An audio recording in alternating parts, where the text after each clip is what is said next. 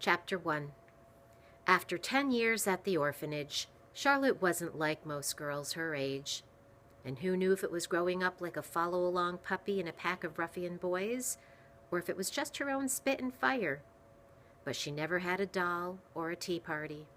She couldn't sew a stitch, and she didn't know a petticoat from a pea pod. Wild hair sprang out of her brown braids, and her ribbons dangled to her waist untied. Her frock was too big and hung like a sack on her small frame. Smudges of dirt always covered her, and instead of girl-like lace for as long as anyone could remember, she wore a strip of leather rein tied around her wrist.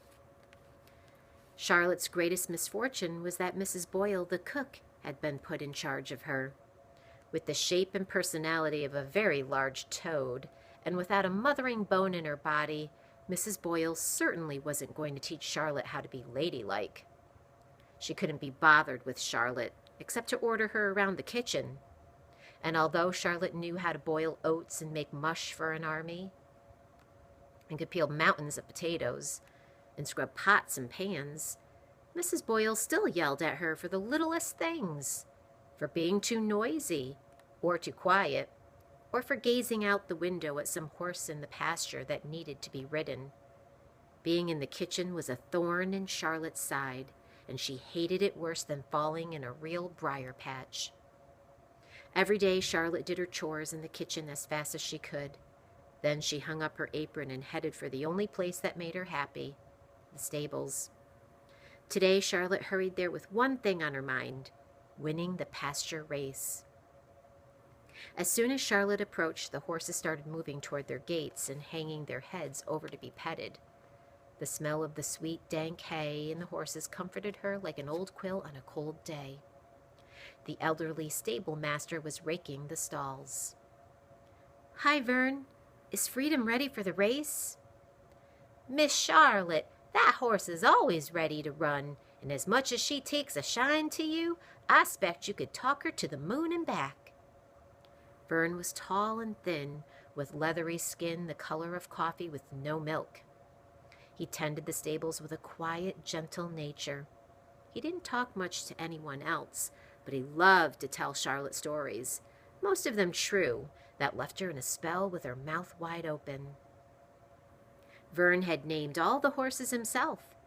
He always said that naming something was important, that a name ought to stand for something, and that a horse should have a fine name fit for a fine animal. So the horses all had names like Justice and Hope and Charity, and Vern had a story that went with every one of those names. Hope for wanting a better life when he was a young slave on a plantation in Virginia.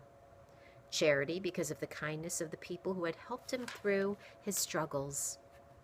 But the story that Charlotte begged for most was the one about Freedom. Freedom was Charlotte's favorite horse.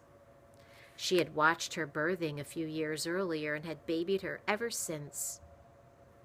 It was on Freedom that Vern taught Charlotte how to ride. She often pestered Vern for the story about Freedom's name.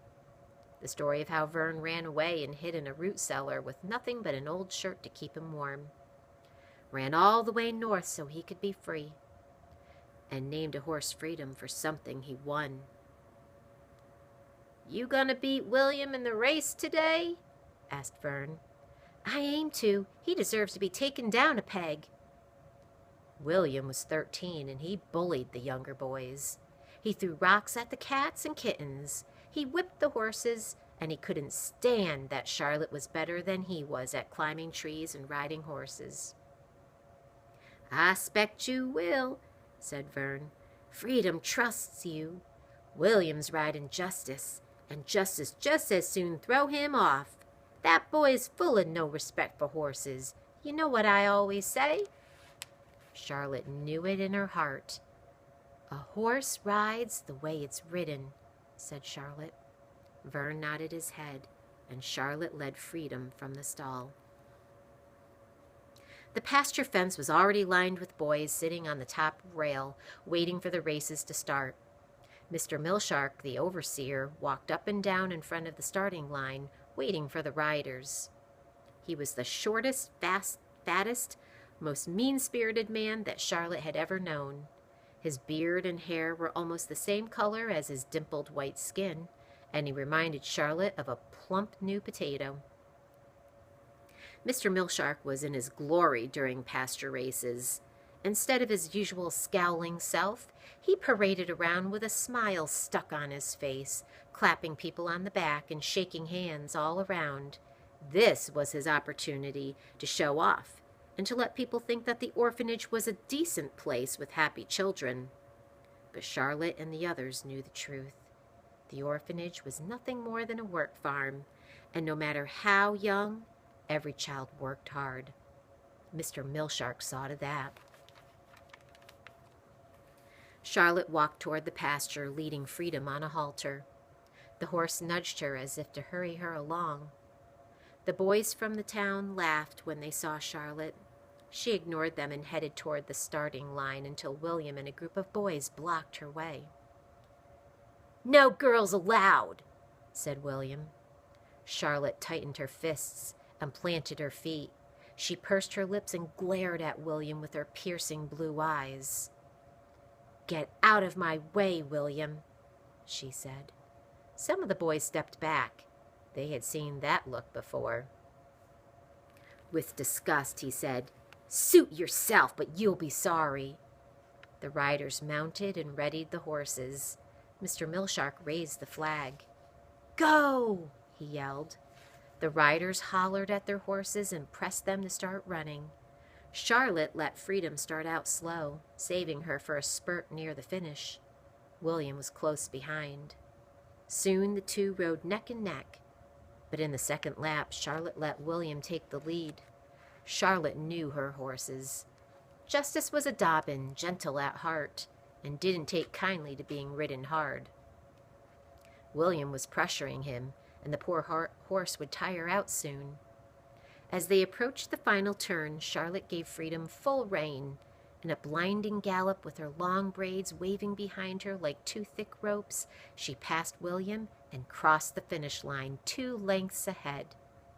The townspeople clapped, and Charlotte heard the boys from the orphanage give a wild cheer. She knew why.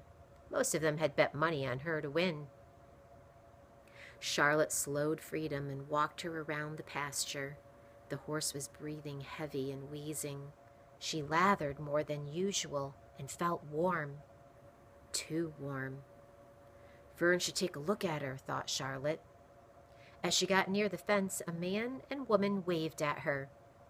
"Hey there," called the man. "Hello," said Charlotte. "You're a good rider," said the woman. "Thank you, ma'am," said Charlotte. "So you like horses?" "Yes, sir, a mite more than people." The man and woman laughed.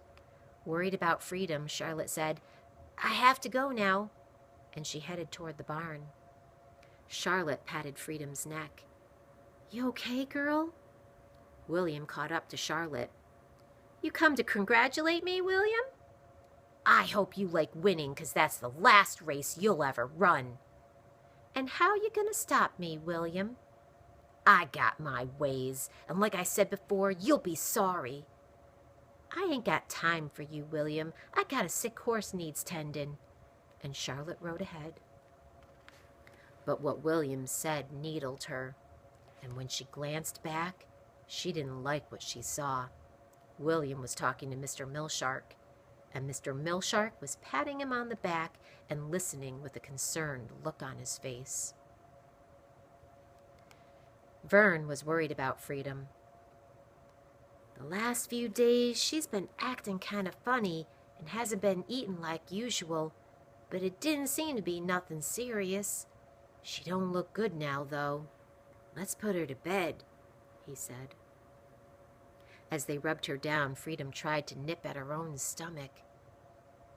"Maybe it's just a touch of colic," Vern reassured Charlotte. But by the time they got her into the stall, Freedom fell to her knees and then lay down. "I'm going for some water for the fever," said Vern. He wouldn't say so, but Charlotte knew it was serious. She knelt next to the horse, stroking her head. Freedom lay motionless except for her labored breathing. Charlotte swallowed hard to keep back the tears. Charlotte! Where are you, Charlotte? Over here, Hay. Hayward was 2 years younger, and from the day he'd arrived at the orphanage, he'd latched on to Charlotte. He was persistent and friendly and talked so much that Charlotte often thought he might choke on his words. With hair the color of turnips and ears as big as saucers, he was about the homeliest thing she had ever seen. Although Charlotte sometimes pretended to be annoyed when he pestered her, she didn't really mind. Besides, he needed her. One afternoon 3 years ago, soon after Hayward arrived at the orphanage, Charlotte had walked behind the barn to find him taking on William and 2 other older boys. "Where did you get those ears? Was your mother an elephant?" yelled William. "Can you hear out of those things, or are they just for decoration? What does your girlfriend Charlotte think about them ears?" Hayward was bloody and bruised, but still fighting with a never-give-up look in his eyes when Charlotte dove in. The 3 boys were left in worse shape than Hayward, and Hayward and Charlotte had been left with each other. They had been best friends ever since. Hayward climbed over the gate into the stall. "Freedom's real sick," Charlotte said. Hayward nodded his head. "I'm sorry, Charlotte." And then for once he was quiet. They lay back in the hay, with their arms tucked behind their heads, and stared at the light that slivered through the rafters. "Someday, Hay, we're going to leave this place, you and me and Freedom. I'm going to have a fine ranch and a home. I'll have foals every spring, and you can come work for me and train 'em to be fine riding horses." "Yeah," said Hayward, "and we'll hire a cook, a real good one, and we'll put a sign out front that says private property, so no one as mean as William can ever set foot. Tell again how we're going to get the ranch, Charlotte." "Well, we'll be here until we're 16. First I'll leave and get a job and save some money. Then I'll come back for you, and we'll go looking for the ranch." "Let's get a ranch far away from here." "Don't worry, Hay, it won't be anywhere around here." Charlotte was silent. She stared at the rafters and listened to the pawing and snorting of the horses in the other stalls. She rolled to her side and stroked Freedom's neck. "Charlotte, do you remember your parents?" Hayward liked to tell about his parents. They had died when he was 7, so he still remembered them. Sometimes Charlotte closed her eyes and tried to bring back a memory. Any memory. She could almost see a face. But since she'd never seen any portraits of her parents, she only imagined what they looked like. All she really remembered was being held tightly in someone's lap and images of horses. "No, Hay, I don't remember. Tell me about yours again." But before he could answer, they heard the old porch bell ring 1 clang. There was a pause. Then it rang 2 clangs. Another pause. Then 3 clangs. Charlotte and Hayward sat up and stared at each other. That was the signal for all the boys to line up by the front steps. It meant that one of the families that visited the orphanage today wanted a closer look at one of the boys. It meant someone would be adopted.